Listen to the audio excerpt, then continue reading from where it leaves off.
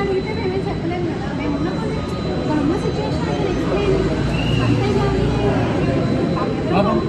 Madam అది emergency ఏమని చెప్తున్నారు? ఇందాక ప్రైవేట్ హాస్పిటల్కి అబ్బాయి అని చెప్పాను. నేను జడ్సాల్ వాళ్ళ అబ్బాయి ప్రైవేట్ హాస్పిటల్కి తీసుకోవాలి. ఇవాళ ఏం ఎమర్జెన్సీ ఉందని అనుకున్నా. ప్రైవేట్ హాస్పిటల్కి తీసుకోపోతే ఆ నల్లకుంట ఎస్ఐ ఎవడో వాడు ఈడికి పంపించిండు. ఆ నల్లకుంట ఎస్ఐలు ఎవరు, మీరు ఎస్ఐలు అది మర్చిపోకండి. ఈడికి పంపించారు. ఇక్కడ బెడ్స్ లేవు, ఇక్కడ బెడ్స్ లేవు.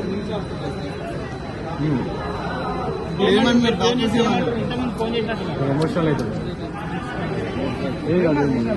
మా తల్లిని తీసుకొని వచ్చి రోడ్ మీద వదిలేసి మన వదలరే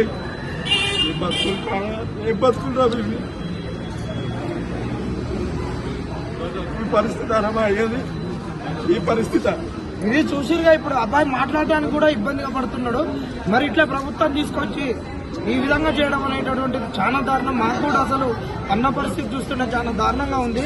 మరి ఇప్పటికైనా చూస్తాడు, ఇప్పటికైనా స్పందించి తక్షణమే ఇక్కడ ట్రీట్మెంట్ అందించేటట్టు చేయండి. లేదంటే మాత్రం వదిలిపెట్టండి, మేము అందరం చేసుకుంటాం. ఎట్టా ఒకట్లా ట్రీట్మెంట్ ఇప్పించుకుంటాం.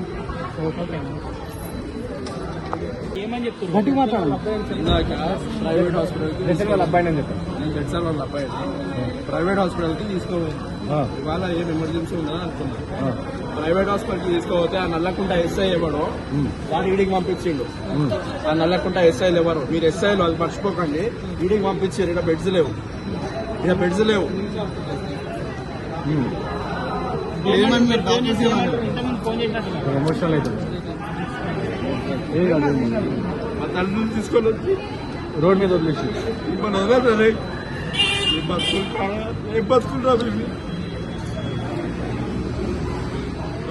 పరిస్థితి అనమా అయ్యేది ఈ పరిస్థితి. ఇది చూసిరుగా ఇప్పుడు అబ్బాయి మాట్లాడడానికి కూడా ఇబ్బందిగా పడుతున్నాడు.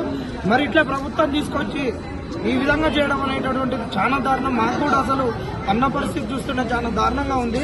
మరి ఇప్పటికైనా చూస్తాడు, ఇప్పటికైనా స్పందించి తక్షణమే ఇక్కడ ట్రీట్మెంట్ అందించేటట్టు చేయండి. లేదంటే మాత్రం వదిలిపెట్టండి, మేము అందరం చేసుకుంటాం. ఎట్టా ఒకట్లా ట్రీట్మెంట్ ఇప్పించుకుంటాం.